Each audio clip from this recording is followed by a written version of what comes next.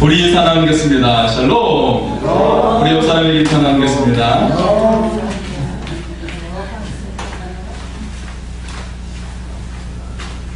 예, 여러분과 함께 나누고 싶은 하나님의 말씀이 있습니다. 고린도전서 15장 58절의 말씀입니다.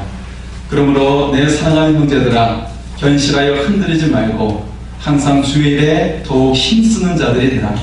이는 너희 수고가 주 안에서 헛되지 않은 줄 알미라. 할렐루야. 항상 우리가 주일에 힘쓸 수 있기를 소원합니다. 우리의 모든 수고를 헛되지 않게 하시고 우리를 기억하시는 하나님의 은혜가 함께할 수 있기를 소원합니다. 예, 우리가 11월 감사의 달을 통해서 많은 기도를 했을 텐데요. 여러분 기도가 어떻게 응답이 되었고 삶 가운데 어떻게 역사했는지를 우리가 하나님의 시선에 맞춰서 바라볼 수 있기를 소원합니다. 나의 시선이 아니고 하나님의 시선에 맞출 수 있기를 소원합니다. 한 번은 순례자가 길을 가고 있는데 그래서 긴급히 하나님께 기도를 하게 되었습니다. 하나님, 제발 제 생명을 살려주십시오 라고 간절히 기도했어요. 그런데 이때 호랑이도 기도를 하는 것이죠. 하나님, 일용할 양식을 주옵소서. 감사드립니다. 기도하는 겁니다. 여러분, 누구의 기도를 들어주었을까요? 누구의 기도를 하나님께서 들어주셨을까요? 하나님께서는 감사 기도를 드렸던 호랑이의 기도를 들어주었답니다. 여러분, 우리의 간구를 들어주시지만 하나님께서는 청원 기도보다 감사 기도를 더 들어주심을 기억하시기 바랍니다. 여러분, 하나님께 더 많이 감사함으로 여러분의 기도가 강력하게 응답받을 수 있기를 소원합니다. 네. 오늘 본문의 말씀은 5장 10절까지 이어지는 말씀인데요. 겉사람과 속사람에 대한 말씀입니다. 16절에 우리의 겉사람은 낡아지나 우리의 속사람은 날로 새로워진다고 말씀하고 있어요. 우리의 육체는 늙고 병들게 되죠. 그러나 우리의 영혼은 주 안에서 새로워지고 영원해진다는 것입니다.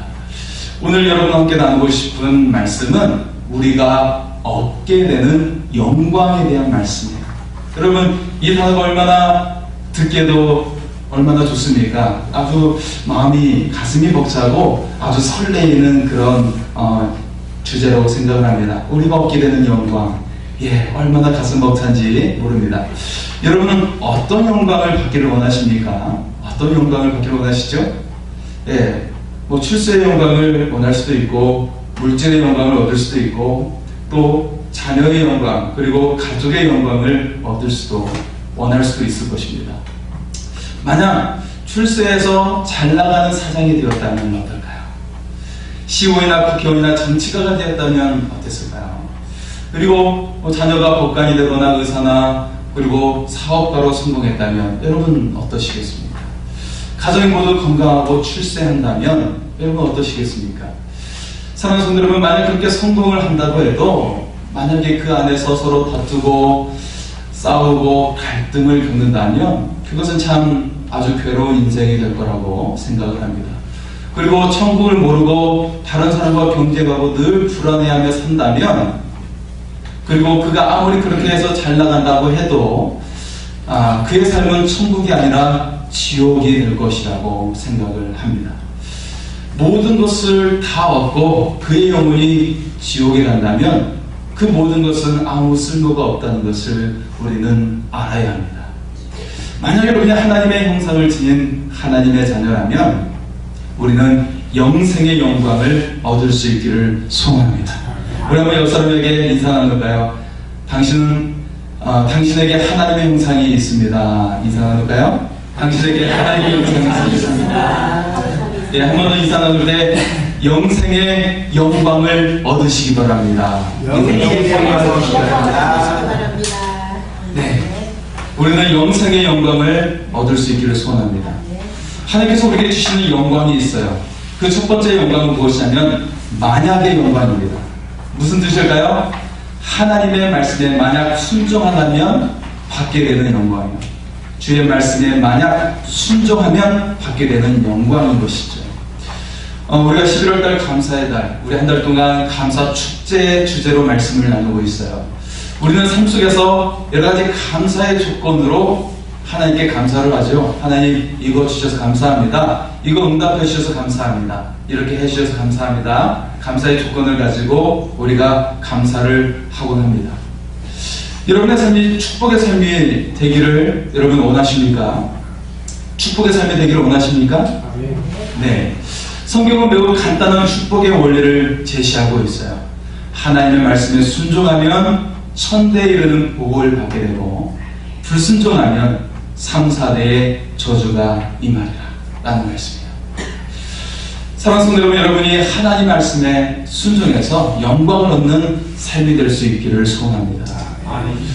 성공하면 우리는 감사를 하게 되죠. 취업을 하게 되면 감사하고, 승진하면 감사하고, 자녀가 잘 되면 감사하고, 물질의 축복을 받으면 감사하고, 내 질병이 치유받으면 감사하고, 교회의 자리가 채워지면 감사를 하게 됩니다. 그렇다면 여러분, 취업이 계속 늦어지고 있어요. 그리고 만약에 승진하지 못하게 된다면, 자녀가 아직 잘 되지 못하고 있다면, 물질의 어려움이 아직 남아있다면, 질병으로 지금도 고생하고 있다면, 교회 자리가 지금 채워지지 않고 있다고 해서 여러분 감사하지 못하는 것일까요? 저희 신앙에는 100배의 축복이 있습니다. 100배의 축복도 저는 믿고 있고 10,000배의 축복을 믿고 있어요. 실제로 성경의 역사에 그렇게 기록되어 있고 저도 그것을 경험해 본 사람입니다. 여기에서 잊어서는 안 되는 것은 살아가는 동안 세상의 축복을 받지 못할 수도 있다라는 것입니다. 그러나 세상의 것과 비교할 수 없는 하나님의 놀라운 영광을 얻게 될 줄 믿습니다. 우리가 아무리 열심히 노력한다고 해도 기대했던 축복을 받지 못할 때가 있습니다.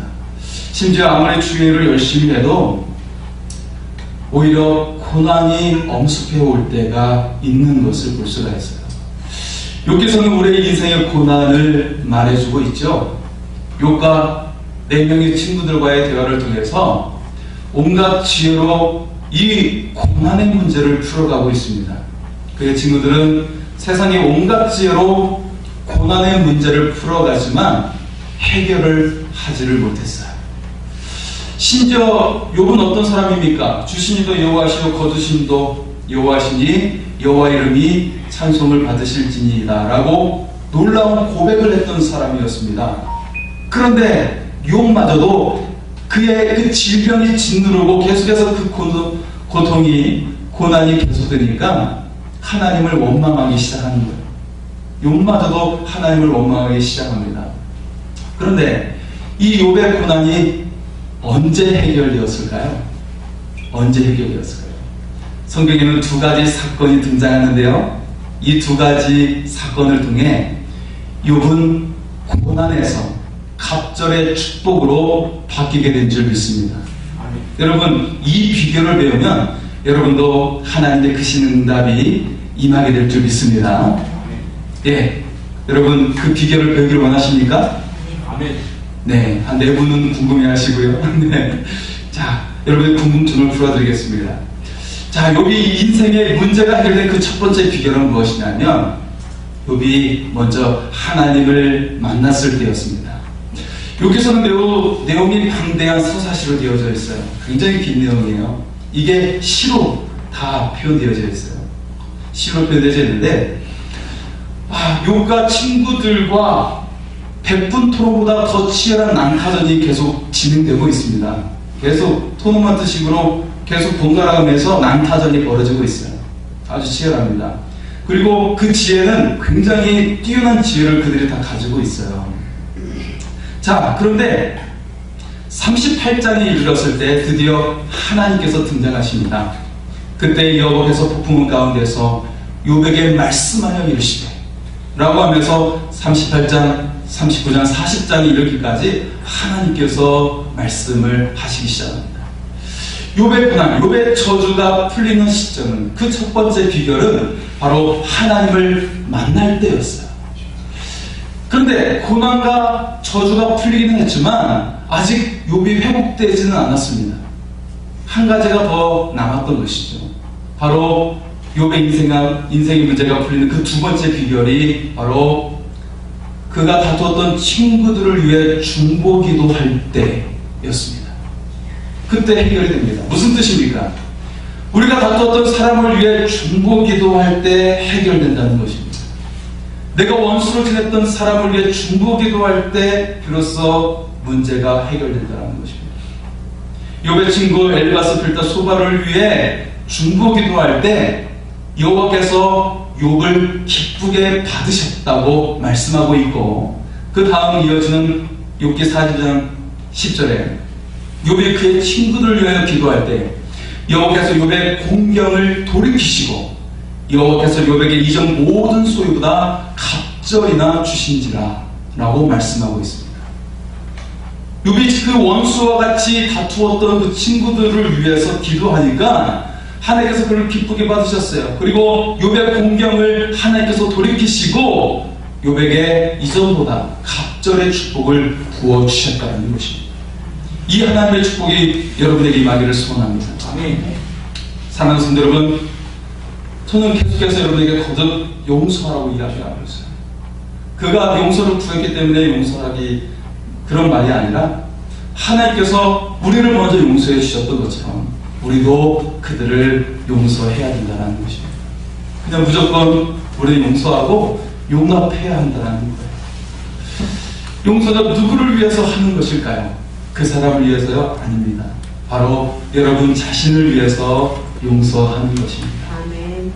용서하는 자에게 하나님께서 더 크신 은혜와 축복을 주시기 때문입니다. 아멘. 지금 관계가 소원해지고 다투고 원수되었던 사람을 위해서 우리가 기도할 수 있기를 소원합니다. 여러분의 그 용서와 중보 기도를 통해서 하나님께서는 여러분에게 삶의 길을 활짝 열어주시고 하늘 문을 열어주시고 놀라운 축복을 부어주실 줄 믿습니다. 자, 그런데 우리 인생에서는 그럼에도 불구하고 여러가지 인생의 문제가 끊이지 않을 때가 있어요. 하지만 그런 인생의 고난에도 불구하고 그 가운데 하나님의 영광이 있다라는 것입니다. 그 두 번째가 바로 그럼에도 불구하고의 영광입니다. 잠시 제 간증을 몇 가지 소개를 합니다. 겸손한 마음으로 하나님께 영광을 돌리면서 소개를 하겠습니다. 저는 인생에서 태어날 때부터 어려움을 겪게 돼요. 저희 누님이 3명이었는데 저를 가지실 때 어머니께서 딸인 줄 알고 낙태를 시도를 합니다. 몇 번 시도를 했을까요? 7번을 시도를 합니다. 별로 놀라지는 않으시네요. 요즘 같은 날 한 번만 시도해도 끝장나는 것인데 그 당시에 여러 가지 민간 요법을 7번 시도를 했어요. 그래서 제가 이제 죽거나 태어나도 불구자가 될 거라고 생각을 했습니다. 근데 건강하게 태어나니까 하나님께서 주신 것에 대해서 감사하면서 또 더군다나 딸이 자랐더니 아들인데 하나님께 감사하면서 정성껏 키웠다는 것입니다. 자, 두 번째는 제가 중복 인허를 받았을 때였습니다. 받기 전에 이제 서울에서 군산으로 차를 몰고 가다가 서해안고속도로에서 사고가 났어요. 졸음전을 하다가 차를 폐차까지 하게 됩니다. 차를 폐차까지 했으니까 뭐 경차였어요. 조그만 차였어요. 어떻게 되겠습니까? 그런데 코가 깨진 것 외에는 골절이 없었습니다.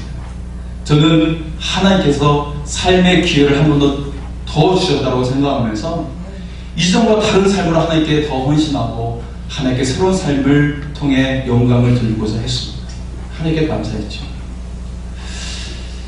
저는 20대 후반에서 30대 초까지 매우 진토와 같은 시간을 보냈어요. 왜냐하면 극심한 아토피로 고통을 가지면서 살게 됐어요.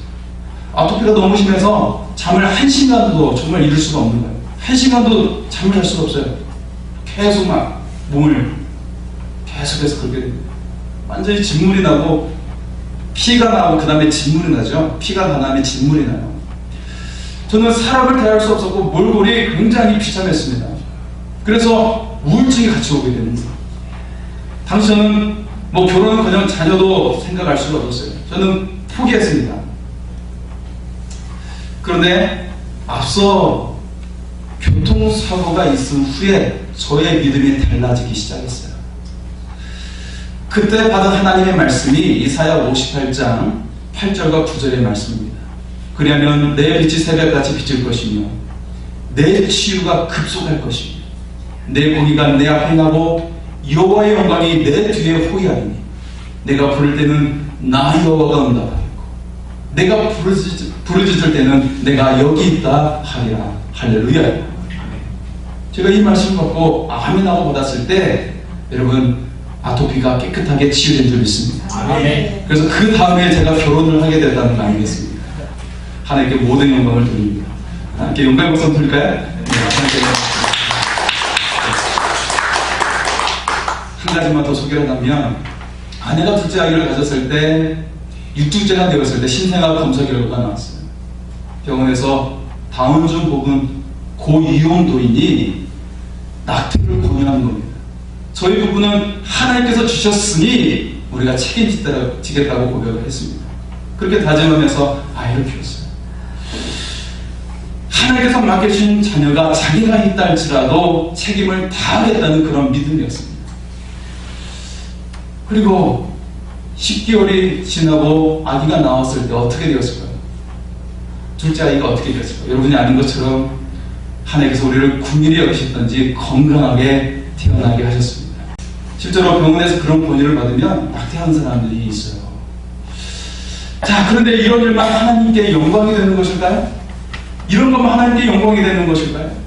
우리의 삶에는 그럼에도 불구하고 영광이 있다는 것입니다. 앞서 제가 모태에서 생명의 위협을 느껴야만 했다는 것이죠.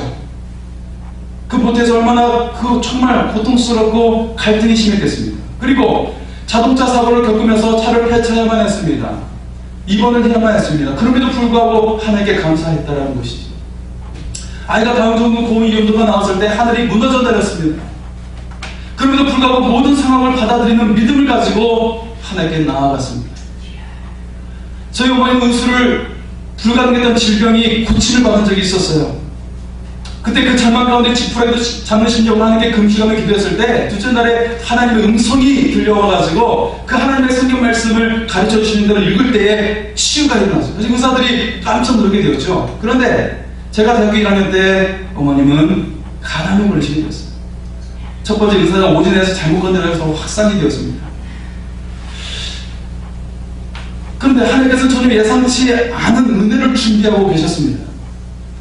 하나님께서는 저에게 더 강한 믿음을 주셨고 어머니께서 그 가나안으로 세상을 떠나시게 되었을 때 저는 하나님께서 더 큰 은혜로 인해서 그 당시에는 일반대로 다니고 있었지만 이후에 하나님을 더 깊이 만나게 되고 하나님을 위해 헌신하게 되고 신학을 하면서 목사가 되었다는 것입니다. 어떻게 아무런 세상을 떠나보낸 엄마를 보내면서 하나님께 헌신하겠다고 다짐을 하겠습니다. 그 가운데 하나님의 영광이 함께 하셨다는 거예요. 생명을 뛰어넘는 하나님의 영광을 봄으로 인해서 그 하나님의 영광을 보고 그 슬픔과 고난을 이겨내고 하나님께 나아가게 된 줄 믿습니다. 아멘. 정말 살아있는 신앙은 그럼에도 불구하고의 신앙인 것입니다. 거기는 더 큰 하나님의 영광이 있습니다. 더 놀랍고 거대한 하나님의 영광이 있습니다. 성공은 개인의 성공으로 끝나게 되어 많은 사람들이 그의 간증을 듣지만 실질적으로 자신에게는 그의 간증이 도움이 되지는 않아요. 그러나 실패와 고통 속에서 하나님을 만난 사람은 많은 사람에게 영감을 주고 용기와 감동을 줍니다. 그리고 지금 내가 고난 중에 있고 어려운 가운데 있는데 소망을 보게 하는 거예요. 무슨 소망입니까? 하늘의 소망입니다. 지금 이 세상은 불완전하고 질병이 늘어나 있을 수 있고 문제가 있고 관계가 어려울 수도 있어요. 하지만 하늘의 소망을 보게 되는 것입니다. 소아 조루증을 앓고 있던 원기의 아빠는 처음에 절망했고 하나님을 원망했지요.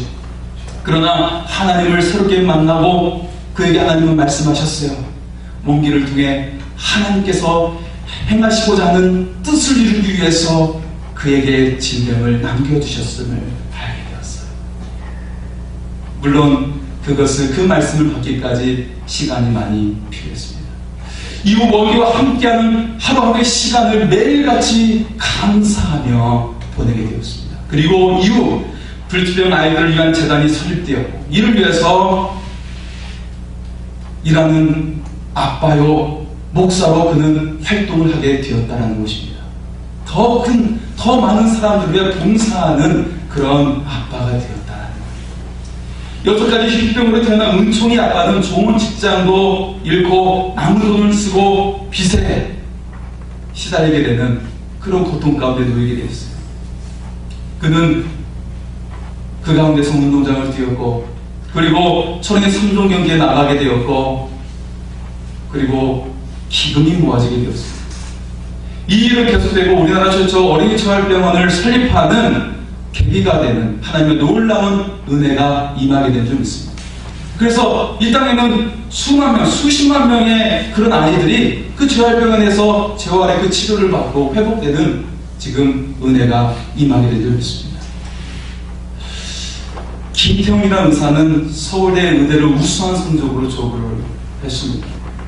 아산병원을 비롯해서 6곳에서 의대 교수로 스카우트 제의가 들어오게 됩니다. 그러나 잘 나가는 그때에 그는 에티오피아 선교사로 떠나게 됩니다. 그 선교제에서 어려움이 이만저만이 아닙니다. 선교사로 갔던 그에게 심지어 파킨슨병이 오게 됩니다. 그는 세계적인 간 이식 전문의였어요. 이제는 손이 떨려서 수술을 집도할 수 없습니다. 걸음걸이도 부자연스럽고 걷는 것이 힘듭니다. 그러나 가르칠 수 있습니다. 그는 묵묵히 에티오피아에서 하나님의 사랑을 전하고 있습니다. 우리에게는 고통이 있을 수 있습니다. 괴로운 일이 남을 수 있습니다. 이 고통과 괴로움에도 하나님의 영광이 우리를 감싸고 있다는 것입니다. 미국의 9.11 테러로 많은 사람이 고통을 받게 되었어요. 한 사람이 테러 사고가 났던 그 비행기를 탑승하게 됐었는데 교통체증으로 인해서 탑승하지 못하게 되었어요. 그래서 이 비행기에 타지 못하게 하신 하나님의 은혜에 감사하면서 하나님께 영광을 돌리면서 간증을 하게 되었습니다. 그런데 여기서 한 가지 질문은, 그렇다면 비행기에 타서 죽은 사람은 하나님의 영광이 함께하지 못하는 사람들인가? 이 질문의 정답은 그 비행기에 타서 죽었다, 그 죽음과 공포와 슬픔의 자리에 있었던 그들에게도 하나님의 영광이 함께했다라는 것입니다. 그 하나님의 영광이 그들을 위해 더 탄식하셨고, 더 크게 슬퍼하셨고, 더 간절히 모든 사람이 하나님의 사랑을 받아들여서 이 땅에 평화가 임하기를 원하시는 하나님의 간절한 마음이 그들을 위로하시고 그들의 손을 붙잡고 계셨다는 것입니다. 하나님의 영광이 임한 자는 하나님의 사랑이 함께해서 갈등을 용서와 화목으로 바꾸어 버립니다. 그럼에도 불구하고 감사합니다. 하나님의 크신 영광이 임하게 됩니다. 그럼에도 불구하고 믿는 자에게 하나님께서 그의 지경을 넓혀주십니다. 썩어지는 육체의 삶이 아니라 영원한 영생의 삶을 바라보게 합니다. 그럼에도 불구하고 하나님의 영광이 함께 하십니다. 더욱 간절히, 더욱 치열하게 하나님의 사랑이 그 속에서 녹아들기에, 그래서 더 이상 미움과 분노가 아닌 갈등과 공포와 전쟁이 아니라 이것들이 멈추기를 그 안에서 원하게 되는 것입니다. 여러분의 삶에 그럼에도 불구하고 그 믿음으로 하나님의 영광이 임하게 되기를 소원합니다. 아멘. 세 번째는 십자가의 영광입니다.